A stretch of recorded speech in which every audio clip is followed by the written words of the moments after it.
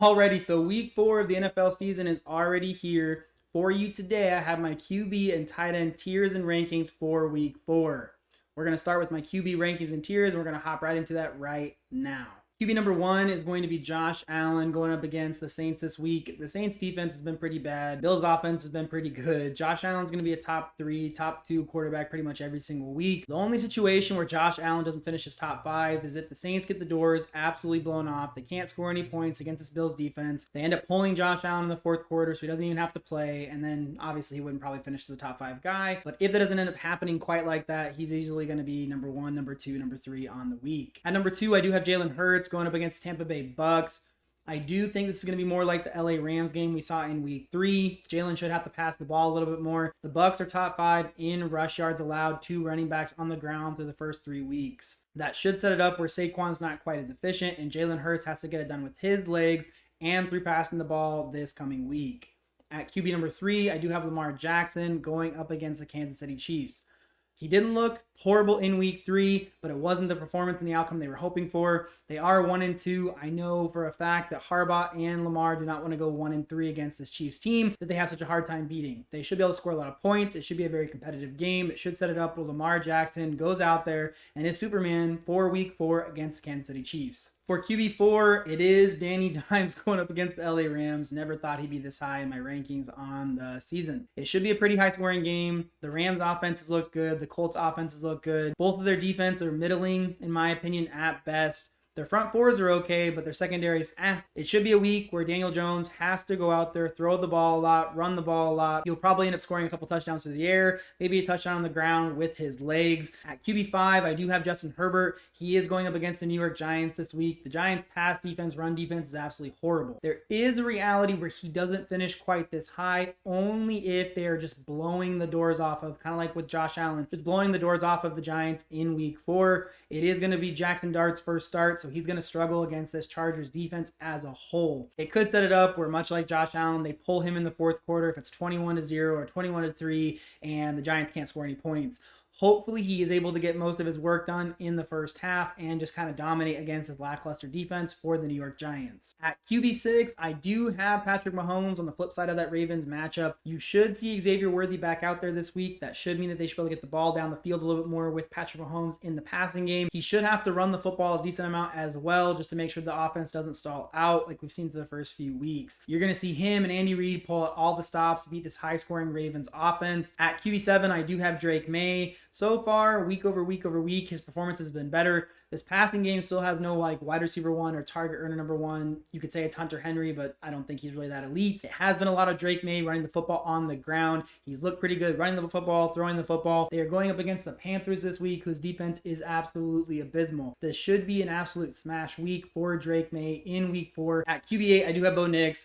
They're going up against Cincinnati Bengals. It's kind of the same thing that I said with Justin Herbert, though. If Jake Browning can't get it going and the offense for the Bengals stalls out, it could be a situation where Bo Nix is not playing in the fourth quarter. But because of how bad the Bengals' pass defense and run defense has been, Bo Nix should be able to get it done on the ground. He should be able to get it done through the air. It should be a pretty good week for him in week 4. At QB9, I do have Jayden Daniels. This is completely contingent upon him playing this week. If it's Marcus Mariota, he's obviously not in the rankings at all because he's not playing.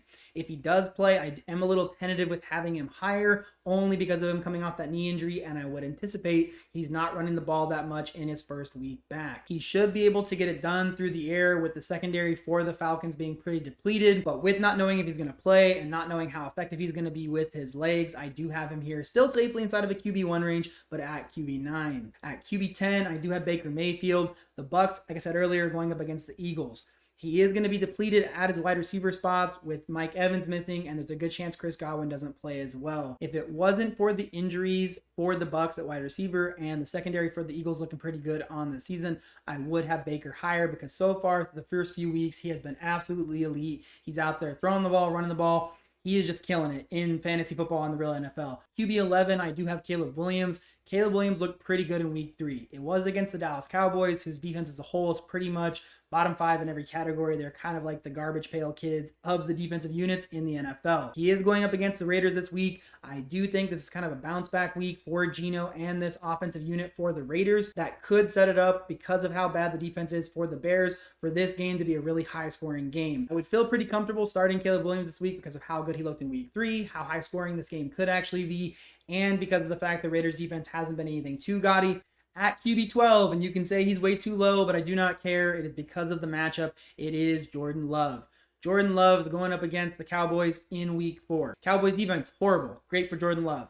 Cowboys offense without CeeDee Lamb, probably going to be pretty bad. Packers defense, doesn't matter who they play, looks pretty dang good as well. This could set up just like it was for Justin Herbert, where it is a very, very low scoring game, and there is a chance where Jordan Love does not play in the 4th quarter. But on the flip side, this could be kind of like the revenge game for Micah Parsons. Jordan Love, Matt LaFleur go out there, tear it up against this Cowboys secondary that's absolutely abysmal. It could be a situation where they run up the score. Who knows? He still is inside of my QB1 range, so you should still start him. I just have him this low because of how the matchup could really be so heavily favored for the Green Bay Packers, and he may not play in the 4th quarter. At QB 13, I do have Brock Purdy. I have him this low because, one, he's coming off that turf toe injury, so he might not be that mobile. He might take some sacks this week. The matchup against the Jaguars has the potential to be a semi-high scoring game because of how explosive the Jaguars offense has the potential to be.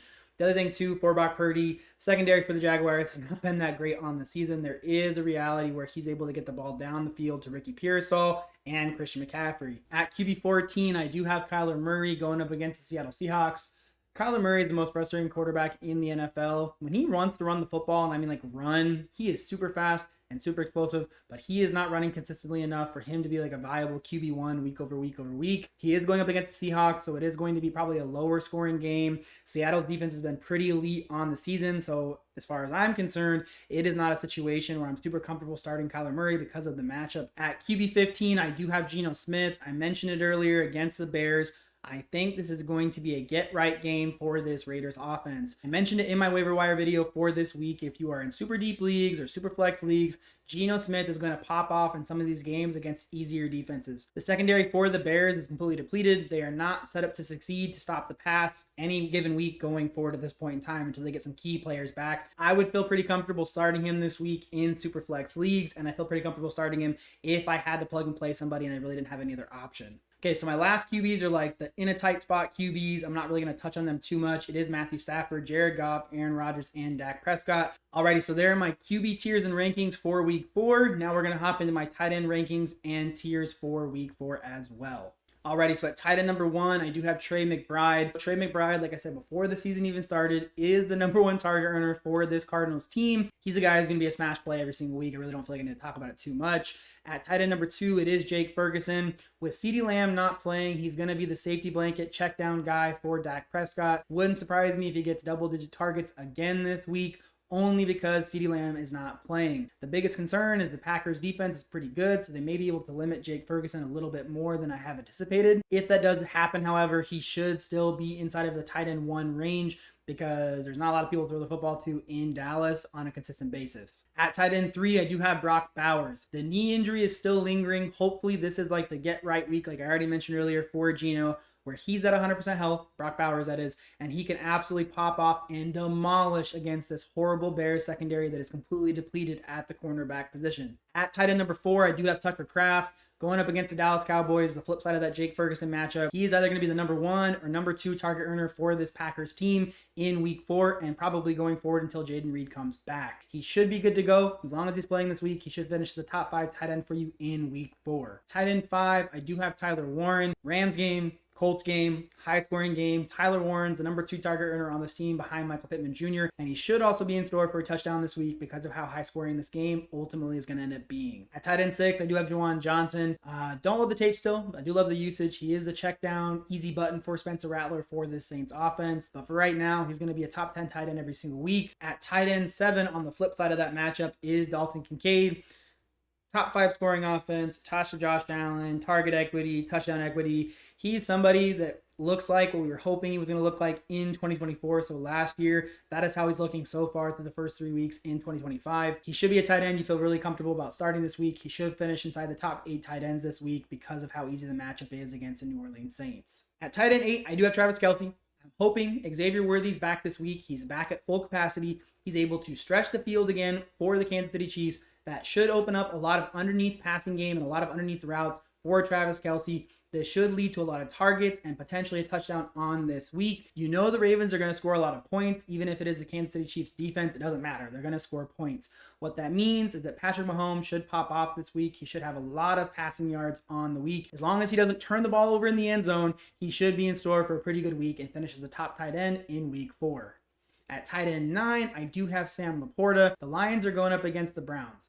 Browns defense has been pretty good on the ground and through the air through the first 3 weeks. It should set it up where Laporta is getting more targets in week 4 than he has any other week.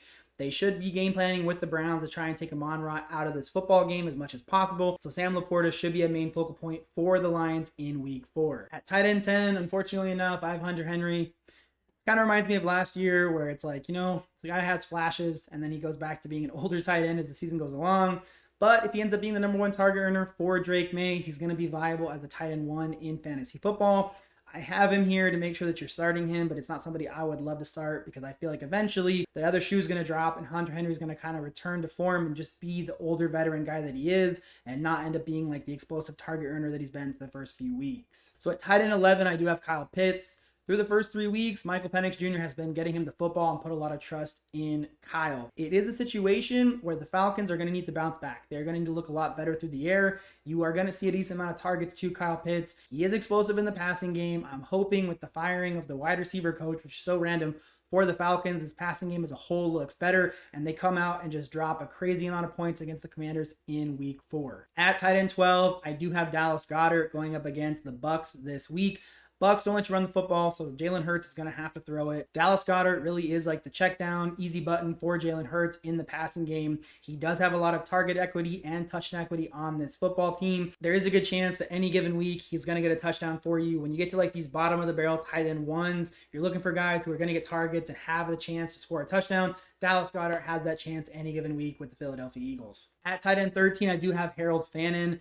If the Lions offense gets it going, if that ends up happening, so the flip side of what I said about Sam Laporta, if it's not that, if they don't struggle at all to score the football against this Browns defense, who's not letting you score football almost at all in the season, it could set it up where the Browns are behind. They have to pass the football. It could mean that Harold Fannin gets more targets than we've seen through the first few weeks. He has been involved. I do truly believe he needs to be more of a focal option on this passing attack for the Browns. At tight end 14, I do have TJ Hawkinson. I'm hoping that because the Steelers secondary is absolutely abysmal and it has looked horrible on the year, that this is the week where Carson Wentz in his second start is able to get the ball pushed down the field. You see Justin Jefferson pop off, TJ Hawkinson pops off. And because of the fact that Jordan Mason looked so good in week 3, the Pittsburgh Steelers haven't really been able to stop the run so far either. So it should set it up where Jordan Mason gets going and the play action game for the Vikings is popping in week 4. At tight end 15, I do have Mark Andrews. I think week 3 was an anomaly. I don't think that's real. I don't think we're going to continue to see that week over week over week. I think when Isaiah likely comes back, he's going to get those targets and you're going to see Mark Andrews fade more and more throughout the season. My last 4 guys, and these are like the better than nothings, is Chig Okonkwo, Jonnu Smith, David Njoku, and Zach Ertz. Alrighty, so there are my QB and tight end tiers and rankings for week 4. Hopefully this video helped you get just a little bit closer to winning your fantasy football championship in 2025. I know the waiver wire has already passed, so don't freak out. I'm aware. But I did a video this week for the waiver wire for guys, especially for deeper leagues, who should be available still even after waivers have cleared so you can pick them up for free in your leagues. So if you feel so inclined, go check that video out. It'll be down here somewhere below. There are going to be some guys, like I already said, who should still be available even in your deeper leagues. They are people to stash on your bench, monitor in week 4 and week 5 to see how they look, see if the usage is increasing, decreasing, see if they start breaking out in the coming weeks. If they do end up looking better, if the usage has gone up, if they start breaking out, those are people that I have talked about who I think have the viability to be viable players for you to fill in later in the back half of the season. So again, if you feel so inclined, go check that video out. Hopefully I'll see you guys again. No, hopefully you guys will see me again real soon. And until then, y'all have a blessed day.